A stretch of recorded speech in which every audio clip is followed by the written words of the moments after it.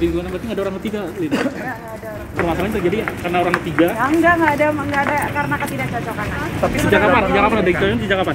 Hah? Sejak kapan tidak ada yang kecocokan? Sendiri kenal dengan perempuan itu kan? Itu udah atau kenal gak sih atau gimana?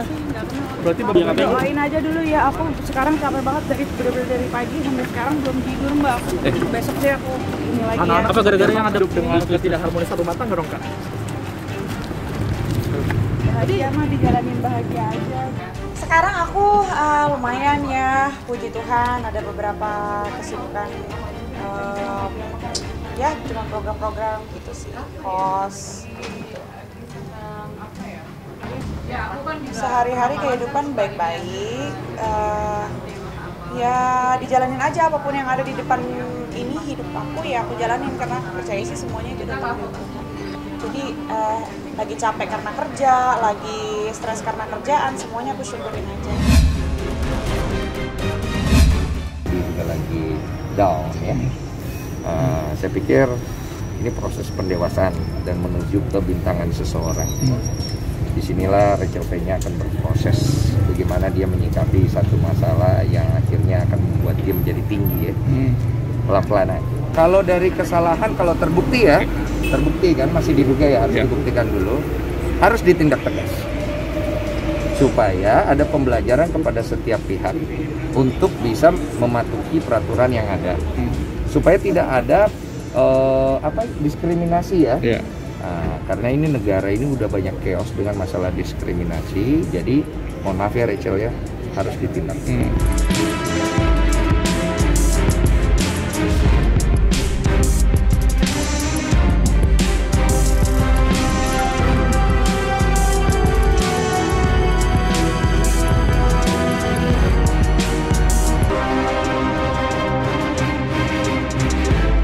Basahin bibir, gitu basahin bibir.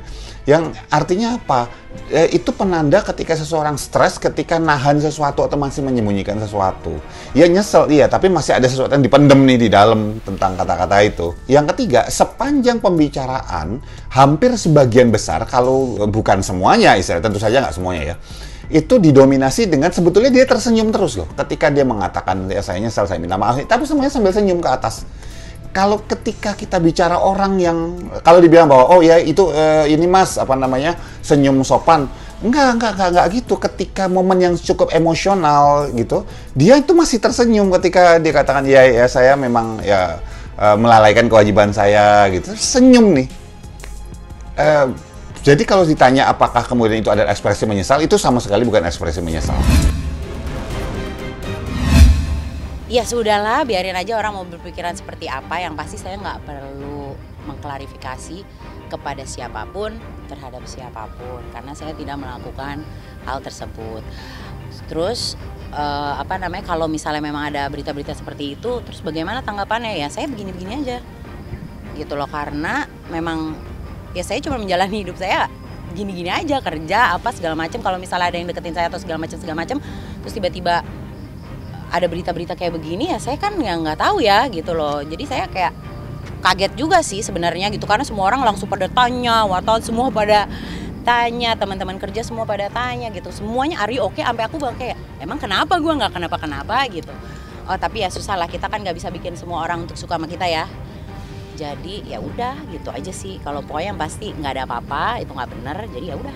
Oh ya kan aku kenal, emang teman baik aku gitu. Terus aku cuma bilang kayak harus clarify aja sih gitu loh, bahwa ini kan menyangkut nama saya gitu ya, gitu kan. Apa yang terjadi nanti atau bagaimana ya itu nanti, yang penting yang sekarang ini benar nggak. Kalau nggak benar ya udah, kalau misalnya ada berita-berita yang miring-miring gitu ya, selama nggak benar ya aku akan bilang nggak benar gitu. Ya itu dia gitu, karena resiko resiko saya sebagai public figure ya, hal-hal seperti itu. Apalagi saya baru menyandang status baru, menurut saya ada aja pihak-pihak yang ya mungkin nggak suka atau gimana gitu ya. Tapi ya sejauh yang saya lakukan itu tidak ada hal ke arah sana dan tidak ada nggak benar gitu loh. Jadi mau bilang gimana ya, nggak benar aja. Jadi saya nggak bisa ngomong apa-apa lagi, emang nggak benar gitu. Pokoknya saya nggak mau kasih panggung buat orang-orang yang mau mencari panggung dari kehidupan saya. Saya udah diterpa banyak sekali ujian, saya udah diterpa banyak sekali permasalahan hidup yang sudah saya benahi satu persatu. Dan setiap apa yang saya lalui selalu saya berdasarkan apa yang saya lalui gitu, nggak pernah saya nggak ngelaluin itu terus saya bikin cerita kayak begitu, ya nggak mau gitu loh. Saya selalu seperti itu gitu. Jadi kayak ya udah, saya ngerasa saya nggak perlu. Nggak, tadi saya lagi nyantai tuh pas saya datang, lihat sendiri kan gitu loh.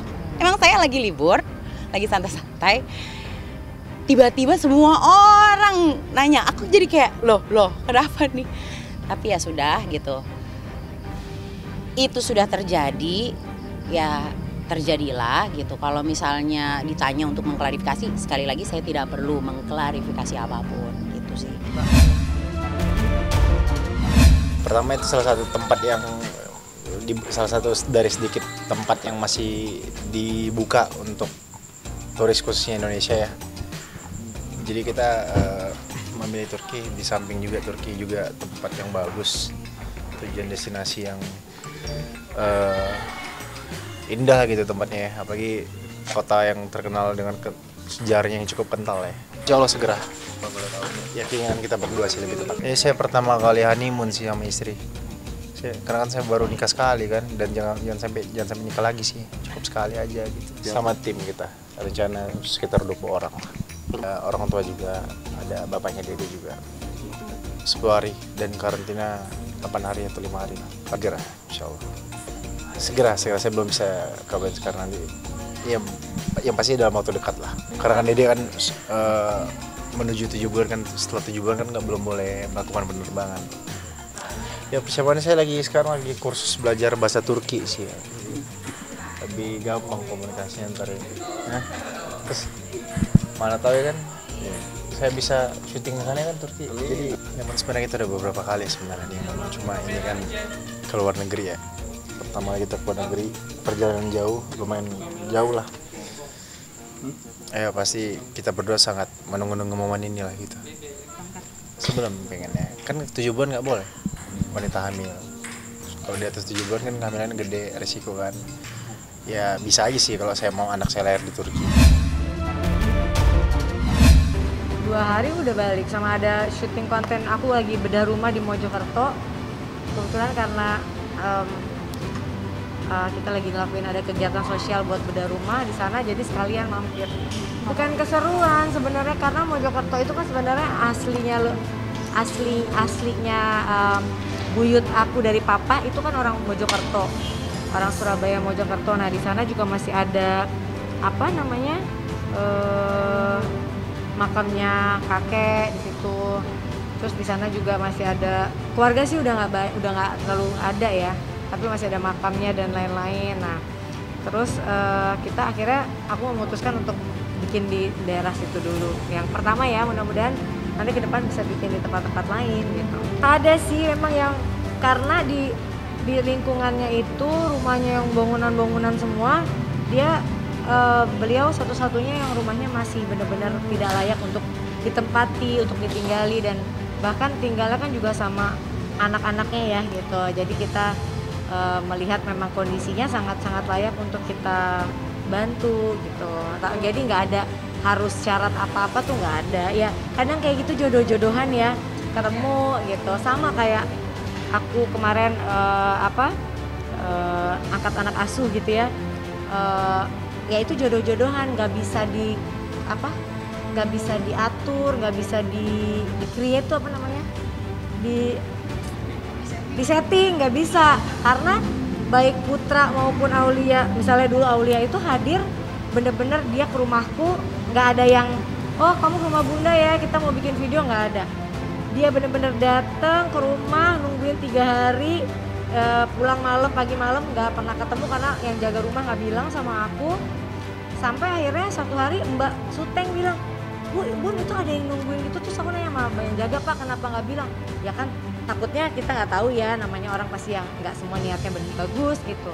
Akhirnya nggak ada, ya baru akhirnya kita bikinin cerita gitu di YouTube tentang dia. Tapi awal mulanya kan memang anak ini datang gitu. Begitu juga dengan waktu itu Putra, kita datang ke tempatnya dia karena waktu itu memang keadaannya kita ingin nolong ya.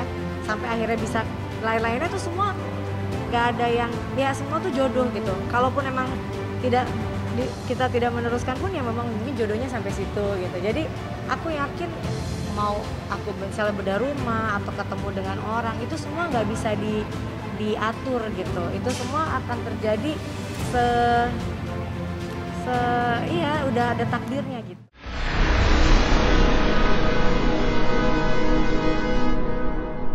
Jadi jangan lupa untuk subscribe Cumi Cumi.